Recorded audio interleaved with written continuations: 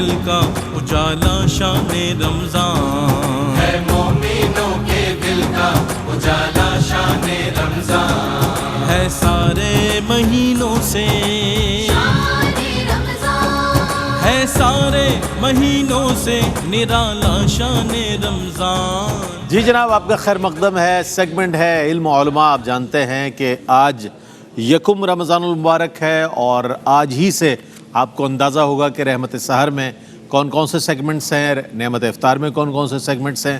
تو پہلے ہم نے مرحبا یا مصطفیٰ، اور اس کے بعد دہن میں زبان تمہارے لیے جو تقریری مقابلہ تھا، اور اس کے بعد یہ تیسرا سیگمنٹ ہے رحمت سحر کا کراچی سے، اس سے پہلے لاہور سے آغاز کیا جا چکا ہے۔ بہرحال اس میں آج جو موضوع ہے وہ ہے رمضان، اور ہم اس حوالے سے بہت بنیادی باتیں آج ہمارے علماء اور اسکالرز جو ہیں انشاءاللہ بیان فرمائیں گے، جنہیں آپ نے توجہ سے سننا ہے، تاکہ بقیہ جو آنے والے روزے ہیں اور جتنا پورا رمضان المبارک جو آپ کو اللہ نے نصیب فرمایا ہے، اس کے بہتر سے بہتر انداز میں آپ جو ہے اس کو آپ معمولات میں شامل کر سکیں اور اپنے اجر و ثواب میں اضافہ کر سکیں۔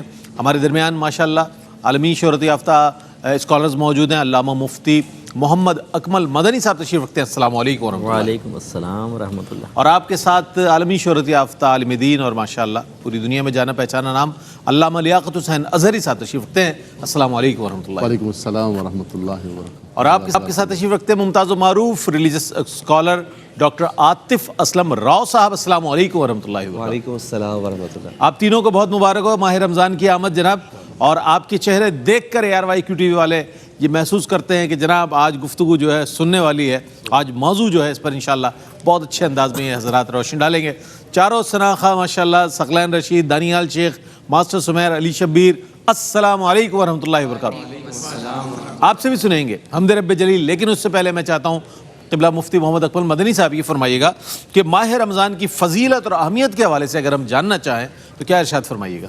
اعوذ باللہ من الشیطان الرجیم، بسم اللہ الرحمن الرحیم۔ وقت قلیل کا لحاظ رکھتے ہوئے ایک تو اس کی برکت اور فضیلت یہ ہے، اہمیت اس سے آپ اندازہ کر سکتے ہیں کہ اس میں اللہ تبارک و تعالی نے قرآن کو نازل فرمایا۔ جی بالکل، یعنی لوح محفوظ سے آسمان دنیا پر مکمل یکبارگی پورا قرآن نازل ہوا۔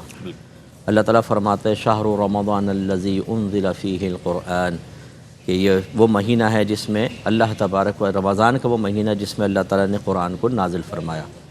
پھر دوسرا اس میں اللہ نے انعام رکھا روزوں کا، جو بہت ہی باعث برکت ہے۔ فمن شہد منکم الشہر فلیصم، تم میں سے جو کوئی اس مہینے کو پائے تو اسے چاہیے کہ روزہ رکھے، اور روزہ اگر ایمان اور احتساب کے ساتھ رکھا جائے تو سابقہ گناہوں کا کفارہ بن جاتا ہے۔ اللہ اکبر۔ جیسے بخاری کی روایت نبی کریم صلی اللہ علیہ وسلم ارشاد فرماتے ہیں کہ من صام رمضان ایمانا و احتسابا فقد غفر له ما تقدم من ذنبه، جس نے ایمان اور احتساب کے ساتھ رمضان کا روزہ رکھا تو اللہ تعالیٰ اس کے پچھلے تمام گناہوں کو بخش دیتا ہے۔ سبحان اللہ سبحان اللہ۔ جو کچھ ہوا وہ بخش دیا جائے گا، یعنی مراد صغیرہ گناہ، کبیرہ دیگر اس سے ہوتے ہیں۔ اسی طریقے سے مشہور احادیث ہیں کہ جنت کے دروازے کھول دیے جاتے ہیں، جہنم کے دروازے بند ہو جاتے ہیں، شیاطین کو بند کر دیا جاتا ہے۔ فتحت ابواب السماء، ایک روایت میں یہ ہے کہ آسمان کے دروازے کھول دیے جاتے ہیں، اللہ اکبر۔ اور ایک روایت میں ہے کہ ایک منادی ندا کرتا ہے، یا باغی الخیر اقبل، اے خیر کے طالب آگے بڑھ، آگے بڑھ، یا باغی الشر اقصر، اے گناہ کرنے والے، اس گناہ کو طلب کرنے والے ٹھہر جا۔ ٹھہر جا۔ اور اس مہینے کی پھر آگے فضیلت بیان فرمائے کہ وَلِلَّهِ عُتَقَاءُ مِنَ النَّارِ، اللہ تبارک و تعالیٰ اس مہینے میں آگ سے بہت سوں کو آزاد فرماتا ہے۔ وَذَلِكَ كُلُّ لَيْلَةٍ، سرکار فرماتے ہیں اور یہ چیز، یہ منادی، یہ ندا، یہ اس طرح آزاد کیا جانا، جہنم سے لوگوں کو اللہ تعالیٰ کا بخشش فرما دینا، آزاد کرنا، رمضان کی ہر رات میں ہوتا ہے۔ کیا کہنے، جیسے کہ ایک روایت میں ہے کہ اللہ تعالیٰ افطار کے وقت میں ہر روز 6 لاکھ لوگوں کو جہنم کی آگ سے آزادی عطا فرماتا ہے۔ تو اگر اس کی فضیلت دیکھیں، اس میں عبادات، اسی طرح شب قدر اسی مہینے کے اندر، اس اعتبار سے یہ سرکار نے فرمایا کہ من قام فی لیلۃ القدر ایمانا و احتسابا فقد غفر له ما تقدم من ذنبہ، اس کی بھی فضیلت ہے کہ کوئی ایمان اور احتساب کے ساتھ لیلۃ القدر میں قیام کرے گا تو اللہ تعالیٰ اس کے پچھلے گناہوں کو بخش دے گا۔ اس اعتبار سے دیکھا جائے تو قرآن کے نزول کے اعتبار سے، عبادات کے اعتبار سے، اللہ کی رحمت کی توجہ کے اعتبار سے، گناہوں کے کفارے کے اعتبار سے، اور جنت میں دخول کے اعتبار سے یہ مہینہ بڑے اہمیت کا حامل ہے۔ تو تمام مسلمانوں کو اس کی قدر کرنی چاہیے، اور میں آپ کے توسط سے تمام اپنے جو دیکھنے والے بھائی بہن ہیں انہیں رمضان کی مبارکباد بھی پیش کرتا ہوں۔ جناب اور بہت ہی خوبصورت انداز میں مفتی صاحب نے یہ پورا جو مہینہ ہے نزول قرآن کے اعتبار سے، عبادات کے لحاظ سے اور دیگر نیکیوں کو سمیٹنے کے حوالے سے ایک بہت ہی خوبصورت مہینہ ہے ہمارے لیے نیکیوں میں اضافے کے لیے۔ تو آئیے چلتے ہیں حمد رب جلیل کی جانب۔ یہ چاروں شناخہ موجود ہیں، خوش آواز ہیں اور پرعزم ہیں۔ دیکھتے ہیں کہ حمدیہ کلام کی کیسی تیاری ہے۔ بسم اللہ۔ بے نواؤں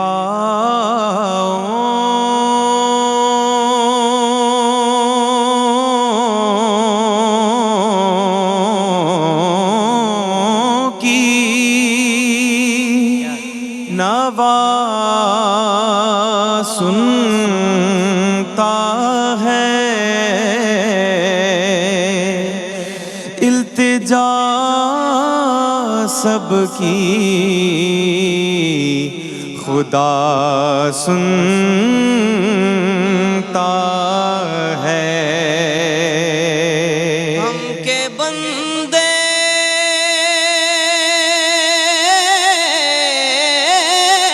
ہیں، ہم کے بندے ہیں، صدا کرتے کہ خالق ہے، صدا سنتا ہے۔ میں بندہ عاصی ہوں، خطا کار ہوں، مولا مولا میں بندہ عاصی ہوں، خطا کار ہوں، مولا مولا لیکن تیری رحمت کا طلبگار ہوں، مولا مولا میں بندہ عاصی ہوں۔ باہر کے اجالے مجھے کیا راہ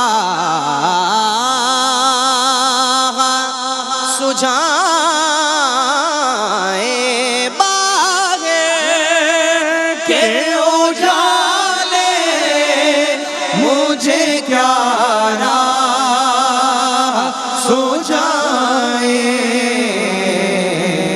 اندر کے اندھیروں میں گرفتار ہوں، مولا مولا میں بندہ عاصی ہوں۔ وابستہ ہے امید میری تیرے کرم سے، وابستہ ہے امید میری تیرے کرم سے، تیرا ہوں فقط تیرا پرستار ہوں، مولا مولا تیرا ہوں فقط تیرا پرستار ہوں، مولا مولا میں بندہ عاصی ہوں۔ پھر تو میرے ایمان کو توانائی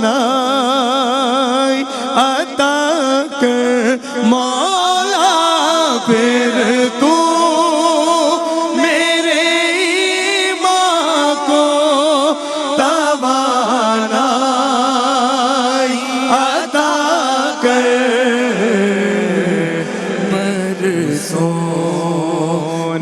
نہیں صدیوں سے میں بیمار ہوں مولا مولا برسوں نہیں صدیوں سے میں بیمار ہوں مولا مولا میں جی جناب، رمضان اور ہم یہ آج موضوع ہے علم و علماء میں، اور ظاہر ہے ہم روزمرہ معمولات کے مطابق اگر زندگی گزاریں گے ماہ رمضان میں بھی تو بہت سی رحمتوں سے، نعمتوں سے، برکتوں سے محروم ہو سکتے ہیں۔ تو سوال یہ علامہ لیاقت حسین اظہری صاحب آپ کی خدمت میں کہ ماہ رمضان میں خصوصی معمولات کیا ہونے چاہیے؟ میں چاہتا ہوں اس پر کچھ روشن ڈالیے گا۔ بہت شکریہ رئیس بھائی۔ رمضان المبارک کی فضیلت و اہمیت کے حوالے سے قبلہ مفتی صاحب نے بہت خوبصورت قرآن و حدیث کے ذریعے روشنی ڈالی۔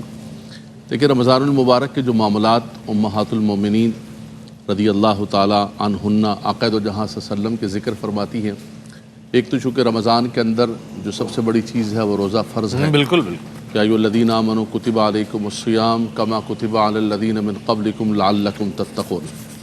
پھر اس روزے کے ساتھ جو خاص طور پر تحفہ ہے وہ ہے تراویح کے اندر قرآن کی تلاوت کا کرنا۔ سبحان اللہ۔ نزول قرآن کا مہینہ ہے جیسے ذکر کیا گیا، تو اس مہینے کے اندر جہاں انسان انفرادی طور پر پڑھتا ہے وہیں پر یہ رمضان کا خاص تحفہ اور خاص معمول ہے کہ رمضان المبارک کے اندر تراویح کے اندر جو ہے وہ قرآن کریم فرقان حمید کی سماعت ہوتی ہے۔ جی جی۔ اور ویسے بھی فرمایا کہ الصیام والقرآن یشفعان للعبد، فرمایا کہ یہ قرآن اور روزہ قیامت کے دن بندے کے حق میں شفاعت کرے گا، سفارش کرے گا۔ روزہ کہے گا کہ خدایا میں نے اس کو کھانے پینے میں دن سے روک کے رکھا، شہوات سے روک کے رکھا، نہ یہ کھا سکتا تھا نہ پی سکتا تھا۔ قرآن کہے گا کہ رات کو میں نے نیند سے روک کے رکھا اور یہ راتوں کو اٹھ کر جو ہے وہ قرآن پڑھتا رہا۔ تو یہ خاص معمول ہے۔ اس کے بعد چونکہ روزے کے لیے سحری کا ہونا ضروری ہے تو یہ بھی ایک معمول ہے۔ اللہ کے نبی صلی اللہ علیہ وسلم نے فرمایا کہ یہ جو سحری کا کھانا ہے وَإِنَّ مِنَ التَّسَحَّرُ فَإِنَّ مِنَ السُّحُورِ بَرَكَةٌ، فرمایا کہ سحری کیا کرو کہ اس کے اندر برکت ہے۔ فرمایا ہمارے اور اہل کتاب کے درمیان جو فرق ہے روزے کا، اس میں سحری کا کھانا ہے۔ اور فرمایا کہ جو سحری کرنے والے لوگ ہیں ان پر اللہ تبارک و تعالیٰ کے رحمت کے فرشتے خصوصی طور پر رحمتوں کا نزول فرماتے ہیں۔ تو ان معمولات میں سے تراویح ہے، سحری کا ہے، تلاوت قرآن کا ہے، اور پھر ایک اور چیز خاص طور پر امہات المومنین ذکر کرتی ہیں کہ آقا دو جہاں صلی اللہ علیہ وسلم کی ویسے طبیعت کے اندر سخاوت بہت تھی، لیکن رمضان المبارک کے اندر حضور کا معمول یہ تھا کہ وہ سخاوت اور زیادہ بڑھ جاتی۔ سبحان اللہ سبحان اللہ۔ ویسے آقا دو جہاں صلی اللہ علیہ وسلم کی بارگاہ کے اندر کوئی بھی آتا، میرے کریم سے گر قطرہ کسی نے مانگا، دریا بہا دیے ہیں، دربے بہا دیے، لیکن فرمایا کہ یہ کیفیت رمضان کے اندر اور زیادہ بڑھ جاتی تھی۔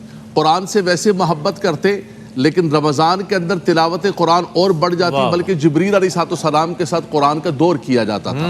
تو یہ خصوصی طور پر معاملات ہیں جو رمضان المبارک کیا کہنا اچھا ڈاکٹر صاحب یہ فرمائیے گا کہ رمضان المبارک کا تقدس بھی ہے، اس کا احترام بھی ہے، اور اس مقدس مہینے کی آمد کے بعد ہمیں کن چیزوں سے بطور خاص اجتناب کرنا چاہیے؟ چونکہ عام طور پر لوگوں سے بے احتیاطی ہو جاتی ہے، وہی معمولات زندگی جیسا کہ میں نے عرض کیا، ہم سمجھتے ہیں روٹین ہے، مہینہ آیا ہے رمضان چلا جائے گا، یہ نہیں معلوم جیسا کہ قبلہ مفتی محمد اکمل مدنی صاحب نے، علامہ لیاقت صاحب نے جس طرح ارشاد فرمایا، اس کی اہمیت بھی، اس کی فضیلت بھی، کیا فرمائے گا کیا کیا اجتناب ہمیں کرنا چاہیے کن چیزوں سے؟ بسم اللہ الرحمن الرحیم، رب اشرح لی صدری ویسر لی امری واحلل عقدۃ من لسانی یفقہوا قولی۔ دیکھیں رئیس بھائی، ہونا تو یہ چاہیے کہ اس ماہ مبارکہ کی جتنی خوبصورت اور عظیم شان بیان کی گئی ہے اسی انداز سے اس کا استقبال کیا جائے، اور استقبال کے لیے ضروری یہ ہے کہ اس مہینے سے پہلے ہی کچھ تیاریاں کر لی جائیں جو بسا اوقات لوگوں کی توجہ اس طرف نہیں جاتی، تو وہ پہلے سے ہی اپنے نفس کی مخالفت کے عادی نہیں ہوتے۔ اچانک سے یہ مہینہ جب آ جاتا ہے تو پھر اپنے آپ پر کنٹرول نہیں کر پاتے اور کہتے ہیں شیاطین تو بند کر دیے گئے ہیں، پھر ہم گناہوں کی طرف کیسے جاتے ہیں؟ تو بھی شیاطین بند کر دیے گئے ہیں، لیکن شیطان کا بڑا بھائی نفس ہمارے ساتھ ہے، جس کے بارے میں خود اللہ رب العزت نے قرآن پاک میں سورہ یوسف آیت 53 میں فرمایا امارۃ بالسوء، کہ یہ جو نفس ہے یہ برائی کی طرف اکساتا ہے۔ اور نفس اتنا پاورفل ہے کہ بسا اوقات یہ ہماری خواہشات کو معبود بنا کر ہمارے سامنے پیش کرتا ہے، جس کا خود قرآن مجید فرقان حمید میں ذکر موجود ہے۔ تو لعلکم تتقون، روزوں کا مقصد یہ ہے کہ تم تقوی حاصل کر لو، اور جب ہم نے اپنے نفس کی مخالفت کرنا سیکھی ہی نہیں ہوتی تو پھر رمضان آنے کے بعد بھی ہم سابقہ کاموں کو جاری رکھتے ہیں، وہی حرکات کر رہے ہوتے ہیں۔ جن کاموں سے ہمیں بچنا چاہیے اس دور کے اندر، جو چیز ہمارے ہاں سب سے زیادہ عام ہے وہ ہے سوشل میڈیا کا استعمال۔ اور میں تو اس فیس بک کو دیوار چین کہا کرتا ہوں کہ آپ پوری رات لگے رہیں دوڑاتے رہیں اور پوری رات گزر وہ جاتی سر ہونے ہے والی نہیں ہے، اور جی وہ ختم نہیں ہوتی، اور پھر ریل سامنے آ جاتی ہیں۔ یعنی ایک بندے نے بہت اچھے انداز سے کوشش کی کہ وہ اللہ تبارک و تعالیٰ کے احکام کی پاسداری کرے، کھانے پینے سے اپنے آپ کو روکا، نمازیں بھی پڑھی، لیکن افطار کے وقت نہیں گزر رہا جناب، کیا کریں؟ چلو فیس بک دیکھتے ہیں۔ اب وہ سوشل میڈیا پہ ریلز آتی ہیں، مختلف چیزیں آپ دیکھتے ہیں جو رمضان سے پہلے آپ کی عادات تھی، آپ نے جن چیزوں کو کلک کیا تھا وہی چیزیں آپ کے سامنے بار بار لوٹ کر آتی ہیں، اور انسان اسی کے اندر محو ہو کر بہت ساری برائیوں میں مبتلا ہو جاتا ہے۔ کتنی ہی نیکی کر لے، لیکن اس کے بعد جب آنکھوں کا غلط استعمال کرے گا تو پھر غلط خیال پیدا ہوں گے، اس کے نتائج غلط ہوں گے، تو انسان گناہوں کی طرف آئے گا۔ تو سوچنا چاہیے کہ اللہ تبارک و تعالیٰ نے یہ جو عظیم نعمت دی ہے یہ کتنی بلند ہے، اور اس نعمت سے کیسے استفادہ کیا جانا چاہیے۔ ہم مغربی ممالک میں دیکھتے ہیں کہ مختلف سیزنز کے اندر لوٹ سیل لگائی جاتی ہیں، یعنی 5,000 کی چیز آپ کو 500 میں 50 روپے میں مل رہی ہے، اور پھر ہم اتنے مٹیریلسٹک ہیں کہ ہمارا رجحان یہ ہوتا ہے کہ سب کے سب اس طرف دوڑتے ہوئے جاتے ہیں۔ عورتیں بھی ایک دوسروں کو دھکے مکے دے رہی ہوتی ہیں کہ بس یہ جو برانڈڈ چیز ہے یہ ہم حاصل کر لیں۔ تو ہم جب دنیاوی چیز کے لیے اگر وہ ہمیں سستی مل رہی ہو اس کی طرف ایسے ٹوٹ پڑتے ہیں، تو بلا تشبیہ بلا تمثیل، جامع ترمذی کی روایت ہے، اللہ تبارک و تعالیٰ جنتوں کے دروازے کھول دیتا ہے، کوئی دروازہ بند نہیں رہتا، جہنم کے دروازے بند کر دیے جاتے ہیں، کوئی دروازہ کھلا نہیں رہتا۔ رمضان کے اندر عام طور پہ اس سے تعبیر یہ ہے کہ اللہ تبارک و تعالیٰ جنت کا حصول آسان کر دیتا ہے، جہنم کی طرف جانے والے اعمال سے اس مہینے کی برکت ہمیں روکتی ہے۔ تو اسی طرح سے ہم نیکیوں پر استقامت حاصل کریں، برائیوں سے روکیں، اپنے آپ کو روکنے کی کوشش کریں تاکہ اس مہینے کا مکمل فائدہ حاصل کر سکیں۔ کیا کہنے، سبحان اللہ سبحان اللہ۔ اچھا، با مقصد زندگی بھی بڑی نعمت ہوتی ہے، اور زندگی میں جتنے مقاصد ہمارے ہیں اگر ان کو پیش نظر رکھتے ہوئے زندگی گزاری جائے تو کامیاب زندگی کہلاتی ہے۔ مفتی صاحب کیا فرمائیے گا ماہ رمضان المبارک کے حوالے سے، اگر اسے بامقصد بنانا ہے ہمیں کیا کیا وہ طریقے اختیار کیے جائیں کہ ایک بامقصد انداز میں ماہ رمضان کو ہم گزاریں اور اپنے معمولات اور معاملات کے اعتبار سے، تاکہ اس کی مکمل طور پر برکتیں حاصل ہو سکیں؟ جی، اگر اس کا خلاصہ بیان کیا جائے تو وہ تو ہے اللہ تعالیٰ کی رضا۔ جب رضا باری تعالیٰ حاصل ہوتی ہے تو جنت بھی حاصل ہو جائے گی، جہنم سے نجات بھی ملے گی، عذابات قبر بھی دور ہوں گے، ہماری قبر جنت کے باغوں میں سے ایک باغ بنے گی، موت بھی آسان ہوگی، زندگی میں بھی اللہ تعالیٰ ہمیں قابل رشک بنائے گا، ہمارے طرز عمل کو دوسروں کے لیے رول ماڈل بنا دے گا، جو نہ چاہتے ہوئے بھی نادانستہ طور پر، لاشعوری طور پر ہمارے لیے عظیم الشان ثواب جاریہ بنے گا۔ بالکل۔ تو یہ تو ایک ہے جو خلاصہ کہہ لیں آپ اس کو، یہ مین چیز۔ پھر ضمنی بہت ساری چیزیں ہیں کہ ہمارا سب سے بڑا مقصود علم دین کا حصول ہونا چاہیے۔ اگر ایک آدمی گاڑی میں بیٹھ جائے، گاڑی چلانا نہ آتی ہو، تو اس کے لیے جنت کا راستہ آسان ہو سکتا ہے، سیدھے ہی پہنچے گا وہاں پر۔ اسی طریقے سے اگر کوئی باہر کے لاز وغیرہ نہ سیکھے اور ویزا لے کے وہاں پہنچ جائے تو ایسی غلطیاں کرے گا کہ نقصان کا شکار ہوگا۔ ہماری عقل اس کو تسلیم کرتی ہے کہ ہر کام کرنے سے پہلے اس کا علم سیکھ لیں تاکہ اغلاط سے محفوظ رہ سکیں اور کم حق اس سے فائدہ حاصل کر سکیں۔ اگر آپ نے 2 کروڑ انویسٹ کرنے ہیں تو پہلے آپ اس کاروبار کے بارے میں معلومات حاصل کریں گے نا، اس کی مارکیٹ دیکھیں گے، اس کے لیے کوئی بزنس پوائنٹ آپ دیکھیں گے، اس سے ریلیٹڈ لوگوں سے آپ رابطہ کریں گے، نہ یہ کہ ایسی کسی کے ہاتھ میں پکڑا دیں گے۔ بالکل۔ لیکن جب رمضان آتا ہے تو ہم اس طرح کا کوئی مقصد حاصل نہیں کر پاتے، ہم کہتے ہیں اللہ کا نام لے کے بس شروع کر دو۔ کتنے لوگ ایسے ہیں جو عمرے پہ جانے کے بعد، حج پہ جانے کے بعد میدان عرفات سے کہہ رہے ہیں مفتی صاحب یہ ارجنٹ ہے، جلدی بتا دیں، اور ایسی بات پوچھ رہے ہوتے ہیں کہ ان کو پہلے سیکھ کر جانی چاہیے، بالکل چھوٹی سی بات۔ یہ ہماری بہت میجر مسٹیک ہے۔ تو ہم لوگ علم نہیں سیکھتے، اس سے ہمارے روزے خراب ہوتے ہیں بعض اوقات۔ شوہر خاص طور پہ مرد حضرات جو سن رہے ہیں میرے بھائی، وہ توجہ فرمائیں کہ روزہ رکھ کے سمجھتے ہیں کہ ہم نے گھر والوں پہ احسان کر دیا، کبھی بیوی کو ڈانٹ رہے ہیں، کبھی کچھ ہیں، اب وہ بیچاری وہ بھی روزے سے ہے، اگر وہ پکوڑے لا کے رکھے اس میں نمک کم آ گیا تو اٹھا کے پکوڑا پھینک دیا. تو ہمیں شرم نہیں آتی, پکوڑے نمک نہیں ہے اس میں. اب اس کو گن پوائنٹ پہ نا اگلے دن اس سے پکوڑے بنواؤ اور کہیں اگر مرچ نمک ذرا بھی کم زیادہ ہوا نا تو پٹائی لگائیں گے تمہارے.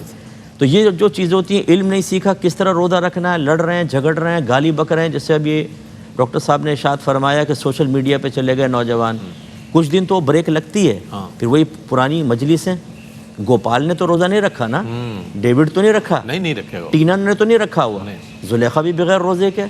ان کے ساتھ جب آدمی بیٹھتا ہے تو روزے دار کا روزہ ہی ختم ہو جاتا ہے, اگلے دن روزے رکھنا مشکل ہو جاتا ہے. صحیح بات. تو خلاصہ کلام یہ کہ سب سے پہلے علم دین, اس کے بعد اس کے تقاضے کے مطابق عمل. جیسے حضرت صاحب نے معمولات کا ذکر فرمایا کہ رمضان کے کیا کیا معمولات ہیں, کیسے ادا کرنے ہیں, ان میں اغلاط سے کیسے محفوظ رہنا ہے, اچھوں کے ساتھ رہ کر ان کو ادا کیا جائے. تیسری جو بہت بنیادی چیز ہے وہ خطاؤں سے محفوظ رہنا, گناہوں سے محفوظ رہنا, خصوصاً 5 وقت نماز. جی ہم نے شروع میں دیکھا ہے کہ مسجدیں اتنی بھری ہوتی ہیں کہ وضو خانے پر بھی لوگ کھڑے ہوتے ہیں, بالکل ایسا ہی.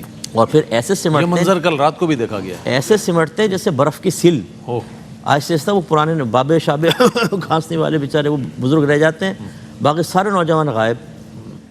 تو یہ کیا مسئلہ ہے؟ اس کا مطلب یہ ہوا کہ وقتی جوش کے تحت تو ہم آ جاتے ہیں, لیکن چونکہ ایک مقصود اصلی ذہن میں نہیں ہوتا, شیطان بند ہونے کے باوجود وہ جیسے انہوں نے کہا کہ بڑے بھائی کو چھوڑ کر گیا ہے, وہ پتہ نہیں کیسے ان کے وہاں پہ کنیکشن ہو جاتا ہے, وہ کہتا ہے لگاؤ ان کو دوبارہ گناہوں کے اوپر, تو وہ آدمی عبادات ترک کر بیٹھتا ہے. تو مقصود کیا ہونا چاہیے؟ اللہ کی رضا.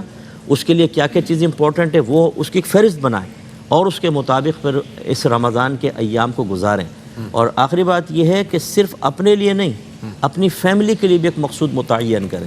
بعض اوقات انسان خود اچھے کام کر رہا ہوتا ہے, بچ رہا ہوتا ہے, لیکن بیوی کی طرف سے غافل, بچوں کی طرف سے غافل.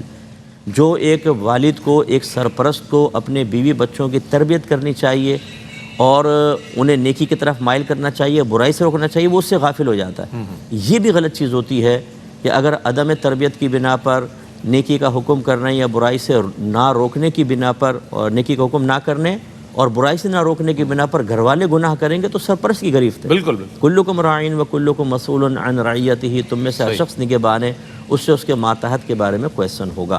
تو اس لیے اگر ہم سب بہن بھائی ایک تو ٹارگٹ یہ بنا لیں, اللہ کی رضا حاصل کرنی ہے, اور وہ گناہ سے نہیں ہو سکتی, وہ بے عملی سے نہیں ہو سکتی, وہ سستی سے نہیں ہو سکتی, وہ کاہلی سے نہیں ہو سکتی, وہ دوسروں کو گناہوں پر لگانے سے نہیں ہو سکتی. تو لہٰذا سب کو ترک کریں گے, یہ مقصود بنائیں گے, انشاءاللہ دنیا بھی ملے گی اور آخرت بھی. کیا خوبصورت بات, اور آپ ہی کی خوبصورت بات کے ساتھ نعت رسول مقبول صلی اللہ علیہ وآلہ وسلم پیش کریں گے ہمارے چاروں ثناء. بسم اللہ.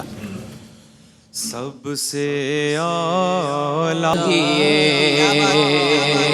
کون دیتا ہے دینے کو منہ چاہیے, کون دیتا ہے دینے کو منہ چاہیے, دینے والا ہے سچا ہمارا نبی, دینے والا ہے سچا ہمارا نبی. بجھ گئی جس کے آگے سبھی مشعلیں, بجھ گئی جس کے آگے سبھی مشعلیں, شمع کو لے کر آیا ہمارا نبی, شمع کو لے کر آیا ہمارا نبی. کتنے تارے کھلے چھپ گئے, کیا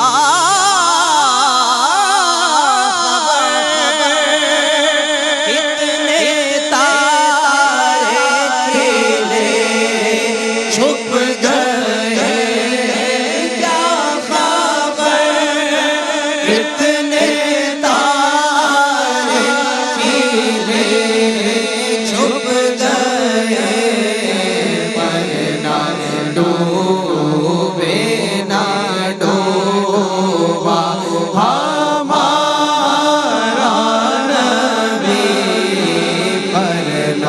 डूबे ना डूबा हमारा नबी सबसे औला हमारा नबी सबसे बाला हो। जनाब आपका खैर मकदम है रमज़ान और हम, ये आज मौजू है इल्म और उलमा में। अच्छा, ये माह रमज़ान मुबारक वैसे भी आप देखें तो नेकियों की बहार का मौसम है, और वैसे भी देखा जाए तो अगर तिजारती बुनियाद पर देखा जाए, बिज़नेस पॉइंट ऑफ व्यू से देखा जाए तो भी इसे सीज़न कहा जाता है लामा साहब। तो ये इंसान के लिए एक बड़ा एक बड़े आजमाइश है कि एक तरफ नेकियां और उसके अंबार मेहनत करते जाएं, यानी कि क़याम करते जाएं, तिलावत करते जाएं, नेकियां समेटते जाएं। दूसरी तरफ माली तौर पर भी उसके लिए बड़ी कशिश मौजूद है मार्केट में कि जनाब जितना वक्त देगा उतने ज़्यादा माली फ़वाइद हासिल हो सकते हैं। तो ऐसी सूरत में क्या कहिएगा? देखिए रईस, इसमें बुनियादी तौर पर तो ये इस माह मुक़द्दस के अंदर नेकियों का रेट और ग्रेड बढ़ जाता है। अल्लाह के नबी सल्लल्लाहु अलैहि वसल्लम ने फरमाया कि मन अद्दा बिखसलति मिनल खैर कमन अद्दा फरीदतन फ़ीमा सिवाहु। फरमाया कोई भी नेकी का काम किया तो गोया उसने गैर रमज़ान के अंदर को फरीज़ा अदा किया। वमन अद्दा फरीदतन कमन अद्दा सबईन फरीदतन फ़ीमा सिवा। तो जिसने फ़र्ज़ अदा किया गोया उसने 70 फ़राइज़ अदा की।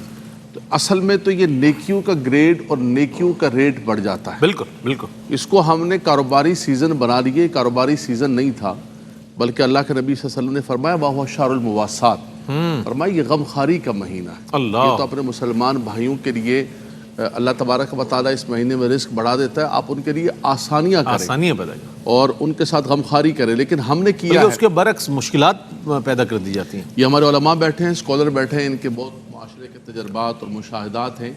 दुनिया के अंदर देखें कि कोई भी इवेंट आता है तो वो उस पर जो है चीज़ों को सस्ता कर देते हैं, सेल लगा देते हैं और ऑफ़ कर देते हैं। लेकिन हमारे यहाँ रमज़ान से पहले जो केला जो है वो 150 रुपये का मिल रहा था, जैसे रमज़ान आया वो जंप लगा के 400 पे चला गया अचानक। तो आपने इसको ख़राब कर दिया और आपने गरीब आदमी के लिए मुश्किल से मुश्किल कर दिया। हालांकि अल्लाह के नबी सल्लल्लाहु अलैहि वसल्लम ने फरमाया कि इस महीने के अंदर तो किसी को अगर रोज़ा इफ्तार कराता है और फरमाया कि वो उसके लिए मग़फ़िरत का ज़रिया, मग़फ़िरतुन लिज़ुनूबिही व इत्क़ु रक़बतिही अनिन नार, फरमाया जहन्नम से आज़ादी का ज़रिया। लेकिन हमने ये किया कि उनके मुंह से हमने गरीबों के लुक़मे छीन लिए। साहबा किराम ने अर्ज़ की या रसूलल्लाह लैसा कुल्लुना नजिदु मा नुफ़त्तिरु बिही साइम, हम तो हर चीज़ नहीं पाते। उन्होंने फरमाया नहीं, कोई एक खजूर के टुकड़े से करवा दे, फरमाया कोई दूध के एक घोंट से करवा दे, पानी से करा दे, और फरमाया कि जो किसी को सैराब करके खिलाएगा तो वो तो मेरे हौज़े कौसर से जाम पिएगा, फिर कभी भी प्यासा नहीं होगा। तो होना तो ये चाहिए था कि हम इसको नेकियों का सीज़न बनाते, लेकिन हमने ये किया है कि हमने कारोबार और दुनिया, देखिए रोज़ा रख के इंसान जो हलाल कारोबार करेगा वो भी इबादत है। कोई भी रोज़ा रख के अच्छा काम करेगा, तिजारत से मना नहीं कर रही कि आपने तिजारत नहीं करनी है, कारोबार करना है, तिजारत करना है, रिज़्क़ हलाल कमाना है, यब्तगून मिन फ़द्लिल्लाह। लेकिन फरमाया कि इस तरह का जो अंदाज़ है कि हमने आज ही कमाने, अबे भाई ये क्या कर दिया, रेट बढ़ा दिया। बोले रेट बढ़ा दिया तो क्या हो गया, मुझे उम्रे मुझे उम्रे पे तो जाना है, जो उम्रे भी तो लेके जाना है, महंगा हो गया है, मुझे भी करना है, तो रेट बढ़ाऊंगा तो करूंगा ना। तो ये बिल्कुल गलत तरीक़ाकार है कि आप ये समझें कि शायद मुझे उस उम्रे का सवाब ज़्यादा मिलेगा, ये मुसलमानों के साथ गमखारी और मुसलमानों के साथ ऐसा नहीं होगा। दूसरा, डॉक्टर साहब ने बड़ी अच्छी बात फरमाई कि देखें हम रोज़ा तो मुँह से रख लेते हैं, लेकिन उसके बाद जब बाज़ारों के अंदर निकले तो वही सारे हमारे मामूलात हैं। अल्लाह के नबी सल्लल्लाहु अलैहि वसल्लम ने फरमाया मन लम यदा क़ौल ज़ूर वल अमल बिही फ़लैसा लिल्लाहि हाजतुन अन यदा तआमहु व शराबहु। फरमाया तुमने मुंह में तो रोज़ा रख लिया, खाना पीना तो छोड़ दिया, लेकिन वो बाज़ार के अंदर जाके झूठी कस्में, झूठी बातें, झूठे धंधे, 1 नंबर से लेकर 8 नंबर तक सारी चीज़ें चला रहे हो, सारा कुछ कर रहे हो। फरमाया वो तुमने नहीं छोड़ा तो खाना पीना छोड़ दिया तो क्या हुआ, रब तबारक व तआला को तुम्हारे खाने पीने के छोड़ने की कोई हाजत नहीं है। तो असल मकसूद ये है कि हम अपने अंदर वो रिक्कत पैदा करें, जो बार बार कहा जा रहा है, बार बार पढ़ा जा रहा है कि रोजे का मकसद है लअल्लकुम तत्तकून, तुम्हारे अंदर तकवा पैदा हो और तुम्हारे अंदर जो है मुसलमानों के लिए खैरुन्नास मन यनफउन्नास पैदा हो।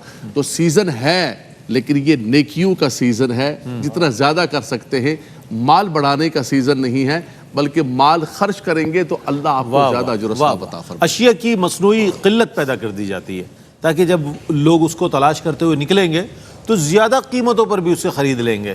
اسی طرح گراں فروشی کے معاملات دیکھیں، چاہے وہ اشیاء خورنوش ہو، اور ماہ رمضان المبارک میں تو خاص طور پر ان تمام چیزوں کا بہت زیادہ استعمال ہوتا ہے. لوگ ظاہر بڑھتے ہیں بازاروں کی جانب، لیکن جب اشیاء کی قیمت دیکھتے ہیں تو اللہ اکبر، معلوم ہوتا ہے کہ جناب اب تو یہ ہماری دسترس سے باہر ہو گئی ہے. بہرحال صرف یہ نیکی نہیں ہے کہ آپ تلاوت کریں، نماز پڑھیں اور جناب یہ تمام ذکر و اذکار کریں، یہ بھی نیکی ہے کہ اپنے دوسرے مسلمان بھائی کے لیے آسانی پیدا کریں، آپ اسے بھی ان تمام نعمتوں سے آراستہ اور پیراستہ ہونے کے لیے راہیں ہموار کریں. شان رمضان ہے مومنوں کے دل کا اجالا، شان رمضان